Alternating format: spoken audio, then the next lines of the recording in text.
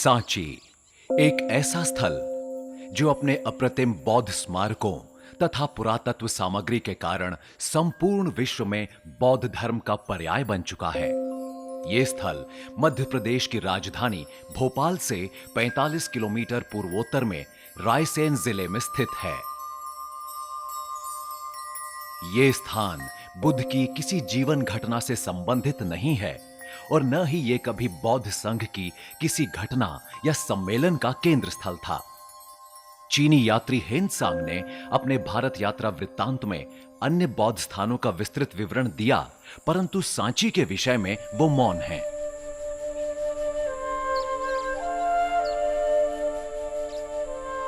मौर्य सम्राट अशोक द्वारा बौद्ध धर्म अपनाने के पश्चात उन्होंने बुद्ध के अवशेषों पर कई स्थानों पर स्तूप का निर्माण प्रारंभ करवाया, लेकिन सांची का महान स्तूप वर्तमान में भारत के तमाम स्तूपों से काफी अच्छी स्थिति में है।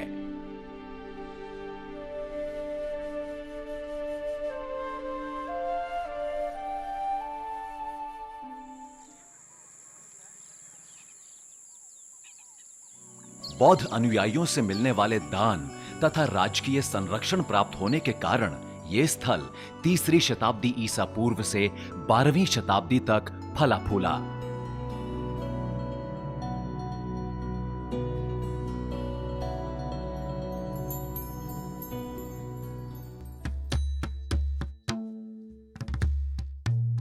सांची की पहाड़ी पर स्थित सभी स्तूपों में स्तूप क्रमांक 1 सबसे बड़ा है, जिसका व्यास 36.68 मीटर और वेदिका तथा छत्रावली को छोड़कर इसकी ऊंचाई 16.46 मीटर है।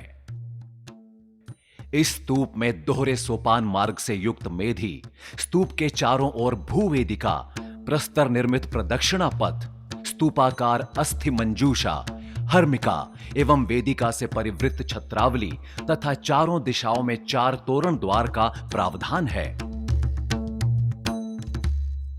इस महान स्तूप का निर्माण अशोक ने करवाया था, परंतु वर्तमान परियोजना शुंग कालीन है। अशोक कालीन ईंटों के स्तूप पर प्रस्तर खंडों का आवरण चढ़ाकर स्तूप का आकार बढ़ा दिया गया था। अलंकरणों से परिपूर्ण इन 4 तोरण द्वारों का निर्माण ईसा पूर्व 1ली शती में सातवाहन राजाओं के शासनकाल में हुआ। इसकी पुष्टि दक्षिणी द्वार के शीर्षस्थ सिरदल पर अंकित शिलालेख से होती है तथा इनके निर्माता विदिशा के दंतकार थे, जिसकी पुष्टि उस अभिलेख से होती है जो दक्षिणी तोरण के बाएं स्तंभ पर उत्कीर्ण है। हीनयान प्रभाव के कारण जातक कथाओं में वर्णित दृश्यों में बुद्ध को सांकेतिक रूप में दिखाया गया है, जैसे कि उनका अश्व कंथक जिस पर उन्होंने अपने पिता का घर छोड़ा था, उनके चरणों के निशान और बोधि वृक्ष जिसके नीचे उन्हें दिव्य ज्ञान प्राप्त हुआ था आदि। पूर्वी प्रवेश द्वार बुद्ध के जीवन के उन दृश्यों के बारे में बताता है जब युवा गौतम ज्ञान की तलाश में अपने पिता का महल छोड़ देते हैं। बौद्ध पंथ में यह घटना महाभिनिष्क्रमण के रूप में जानी जाती है। बौद्ध धर्म के जन्म और संरक्षण की कहानी दक्षिणी प्रवेश द्वार पर दर्शाई गई है। दूसरी ओर उत्तरी प्रवेश द्वार जातक कथाओं में वर्णित भगवान बुद्ध के चमत्कारों पर आधारित है।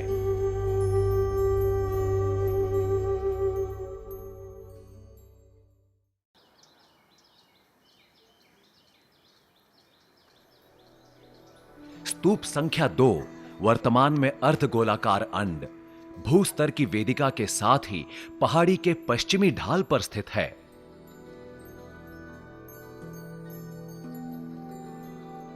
वेदिका पर उभरी हुई कलात्मक शैली और अभिलेखों के आधार पर यह निर्माण 2री शताब्दी ईसा पूर्व की अंतिम तिमाही का जान पड़ता है।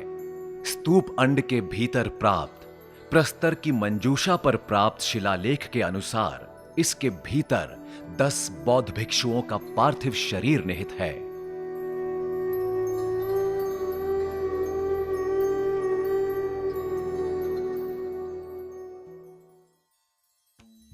स्तूप क्रमांक 3 स्तूप क्रमांक 1 से 45 मीटर उत्तर पूर्व में स्थित है। इसमें सीढ़ियां, प्रदक्षिणा पथ युक्त वेदिका और ऊपर की तरफ छत्र विद्यमान है, जो कि दूसरी शताब्दी ईसा पूर्व में बना। स्तूप का व्यास 15 मीटर है और इसकी ऊंचाई छत्र को छोड़कर 8.23 मीटर है। इसमें केवल एक ही तोरण द्वार है तथा अंड मूलतः गोलाकार है। वहां पाई गई प्रस्तर मंजूषा पर उत्कीर्ण शिलालेख के अनुसार ये अवशेष सारिपुत्र व मौद्गल्ययायन के हैं। ये दोनों बुद्ध के प्रधान शिष्य थे। इसके अलावा परिसर में अन्य छोटे स्तूप, मठ, मंदिर और खंडित स्तंभों के अवशेष भी स्मारक के रूप में विद्यमान हैं। उनमें से दक्षिण द्वार के समीप स्तूप क्रमांक 1 के पास अशोक द्वारा स्थापित करवाया गया एक शिला स्तंभ, स्तंभ संख्या 10, सबसे उत्कृष्ट है, जिसका सिंह शीर्ष अब सांची के स्थल संग्रहालय में संरक्षित है।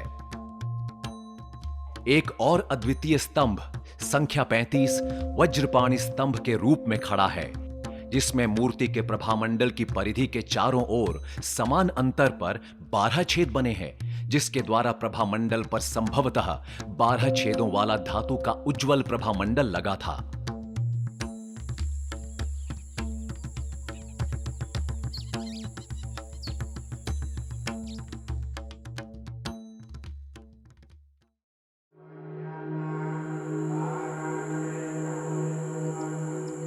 सांची के कई पुरातन स्मारकों में महत्वपूर्ण चैत्य सभागार मंदिर संख्या 40 है, जो कि दूसरी शताब्दी ईसा पूर्व का है।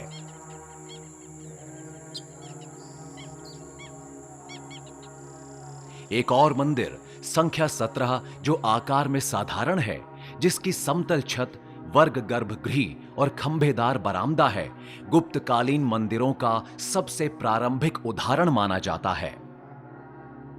इसके अलावा सांची ने अपनी पहाड़ी की चोटियों पर कई मठों के अवशेषों को सहेज कर रखा है। हर मठ में एक मुख्य आंगन है, जिसके चारों ओर कक्ष हैं। बहरहाल मठ संख्या 51 ज्ञात सभी अवशेषों के बीच सबसे प्रभावशाली संरचना है।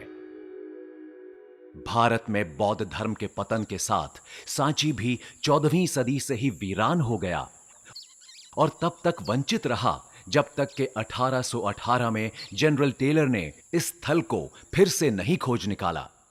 हालांकि सांची के उद्धार का वास्तविक श्रेय सर जॉन मार्शल को जाता है, जिन्होंने 1912 से 1919 के बीच सांची के स्मारकों की खोज, खुदाई और संरक्षण की जिम्मेदारी संभाली। सन 1919 में ही पुरातात्विक संग्रहालय की स्थापना की, जो कि वर्तमान में स्थल संग्रहालय के रूप में विद्यमान है।